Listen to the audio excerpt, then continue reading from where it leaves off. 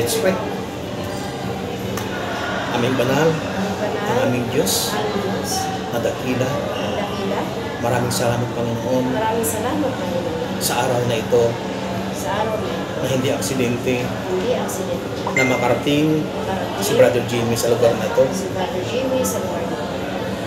At Lord, At Lord, sa araw na ito, sa araw na ito, tatanggapin kita tatanggapin kita bilang Panginoon bilang Panginoon at sariling tagapagligtas sariling kapatid sa aking buhay. Sa aking buhay. At mula ngayon, Mula ngayon, Panginoon, Panginoon, ikaw na po ikaw na po ang masusunod susunod sa aking buhay, sa aking buhay, sa aking mga desisyon. sa aking desisyon. At pakisulat mo po, Pagkasulat mo, Panginoon, Panginoon, ang aking pangalan yung pangalan doon sa aklat doon sa aklat, sa iyong kalangitan. sa iyong kalangitan.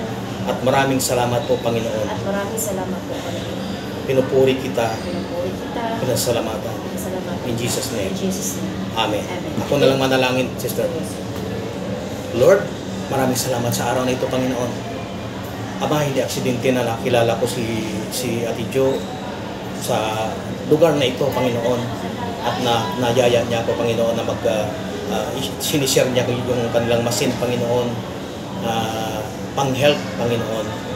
Maraming salamat sa araw na ito. Nakilala ko siya, Panginoon, at binigay mo siya sa akin na sisiran ng iyong kabanalan. Kung ano man po yung aking naranasan, na kabutihan mo, kalwalatian mo, buhay na walang hanggan na aking naranasan. Ganun din po sa kay Sister Josie, Panginoon, na maranasan niya, Panginoon, ang tunay na buhay na walang hanggan na kanya natatamasa sa araw na ito. At tinanggap niya kayo, Panginoon, sa araw na ito. Kay Lord, maraming salamat.